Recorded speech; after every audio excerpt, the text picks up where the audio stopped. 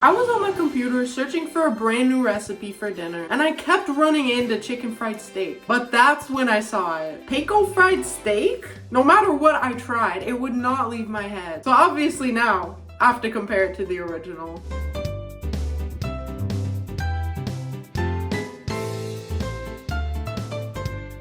As a kid, I would love when my mom made chicken fried steak, and it seems to be a sacred food among many Southerners, and rightfully so. I can't claim to be from the South, but I did spend a couple years in Arkansas as a kid, and let me tell you, there was nothing better than going to the local diner and getting a beautifully breaded chicken fried steak with gravy and mashed potatoes on the side. So why stray from tradition? Because I wanted to, low-key. But let's see if Panko can actually stand up to the original. So let's get started. First off, for our chicken fried steak, we have to make a marinade. For this specific recipe, I like to use a combination of milk and cream, but you can really use any dairy that you have. In addition, you'll also need a Louisiana-style hot sauce. Go ahead and combine a cup of milk and a 1/4 cup of heavy cream into a bowl. And to that, you're gonna stir in about 2 tablespoons of your hot sauce. I like to use Red Devil for the vinegar content. Now, once you've got your marinade, it's time for the steak. You're gonna be using cube steak for this recipe. And you can have a huge steak, but I always make sure to cut mine in half. It just makes the breading and the frying process so much easier. Once all of your steaks are cut, you're gonna put them in a large dish and just dump that marinade right on top as so. And just to make sure that they're fully submerged, go ahead and massage your meats pretty thoroughly. But now that they're massaged, go ahead and get some plastic wrap and tightly cover your container. We're gonna let this sit for about an hour, but up to overnight. I apologize for my actions, but also no, I don't. Now, while your meat is chilling, go ahead and get a bowl along with 2 eggs and crack them right into the bowl. To your eggs, go ahead and add 1 teaspoon of baking soda, and either using a fork or a whisk, scramble those eggs until foamy and fully combined with the baking soda. I like to use a fork so I can whip air into them, but for this recipe, you're good as long as they're fully scrambled. After that, admire your egg puddle and quickly put them to the side. Next though, we're on to the dredge. Get a container big enough to hold about 2 cups of flour, and I promise I'm not using bread flour, I just happen to reuse my flour bags. But to that, add 1.5 tablespoons of salt, 1 teaspoon of white pepper, and 1 teaspoon of onion powder. You can also add some paprika or chili powder if desired, but I don't desire it right now, so I didn't add any. Mix all that flour together very, very well, making sure there's not pockets of pure flour, because that would mean no flavor. Once combined though, you can set that aside with the eggs and get another container. Next up is our panko. You can low-key just dump about a cup of it into your container, and that's it for your prep.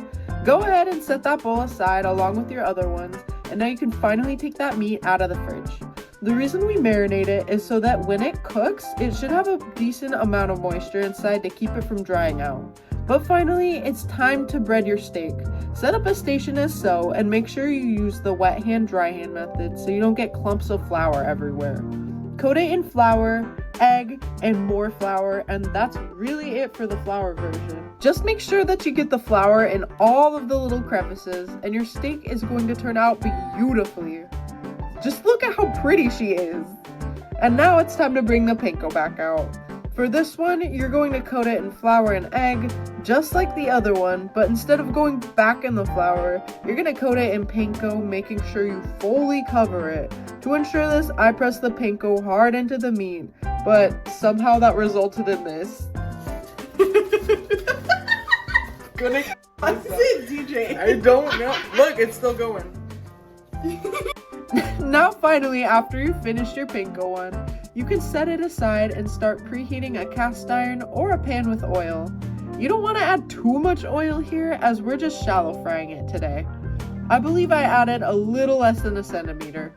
But now that your oil is all hot and ready to go, carefully light either steak in the oil and cook it on both sides until you've reached a wonderful golden brown crust. And luckily, since it's steak, we don't actually have to check the internal temperature. Once you've finished your first one, using tongs, try to drain some of the oil and either set it on a wire rack or a paper towel.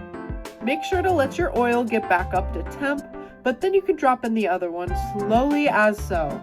You really want to make sure that you watch these as they cook because they do tend to darken quickly. But using your judgment, once golden brown, drain and set somewhere to cool. And just like that, you're finally finished making your chicken fried steak 2 different ways. And I can't even lie, they're both gorgeous. I genuinely have no clue which one will be better, but now there's only one way to find out. And finally, we're here. I genuinely can't wait to taste test these. They both look so mouth-watering. But let's see if panko can actually stand up to flour. Before we dig in, let's get a crunch test. Ooh, ooh, that is a nice crispy crunchy. Honestly, they sound very crispy. Okay, let's start with the panko. How I'm gonna do this is I'm gonna go in 1 bite without gravy and then 1 bite with gravy. Look how wonderful that bite looks. But without further ado, let's get taste testing.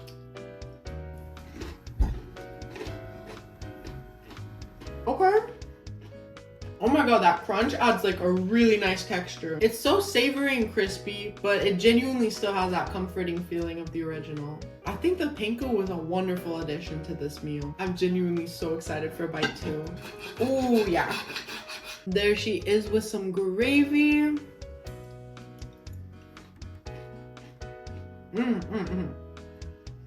It's such a nice addition. And even though it's panko, it goes really good with the gravy. But now it's finally time to try the flour one. I genuinely love the flour one so much. Every time I have it, it brings me that warm, comforting feeling of home. And even though it's not the crispiest, I have a feeling it might be the best. Here is this next piece. Look at that. Down the hatch. Oh my god, that one is actually so good. I'm already going in for bite 2, I can't even lie. It's definitely not as crispy and crunchy as the panko one, but I don't know, it's just so much more familiar and I honestly love it. Oh my god, yeah. I'm going in for a 3rd bite, I can't even lie. I might end up eating this whole thing. But before I do, I think I'm gonna have to call in another taste tester just to make sure that we have our winner. Gianna! This is my beautiful fiance. How are you today, Gianna? I'm pretty good. I'm excited and I'm hungry. Well, good, because you're about to eat this for dinner too. Based off of your first impressions, which one do you think is going to win? I'm a little more biased towards the flour one, but the panko one looks pretty good. But are you ready to try it? Yes. Nice big piece. Big bites. Ooh. I'm gonna steal it. They never come on this show, guys. I can hear that crunch from over here. This one's really crunchy. Oh my goodness. My favorite part about it is like the crunch. This is really good. But now I think it's time to try the flour breaded one. I'm excited. I'm excited for you. You look like you're gonna steal my piece away. Oh my. This one's really juicy. Oh my god. I think the flour might keep in a little more of the moisture than the panko. This one was still juicy, but this one is a lot juicier. Oh yeah, get that gravy. So the panko's more crispy, but the flour's a lot more juicy. Which one do you think's better? I'm gonna have to go with the flour one. As you should. I picked flour too. Thank you so much for coming on the show, Gianna. Thank you for having me. Yeah. And I hope to have you in future episodes. Oh, bye-bye. Get out of here. Get out. Oh. On the streets with you. Oh. And there you have it. Flour just barely beats the panko chicken fried steak. It's just so classic and it hits every single time you have it. If you liked the video, please consider liking and subscribing so I can make more content just like this very soon. Both recipes are in the description if you... I'm gonna kill your cat! Both recipes are in the description if you'd like to try them out yourselves. And remember, if I can do it, so can you. Goodbye!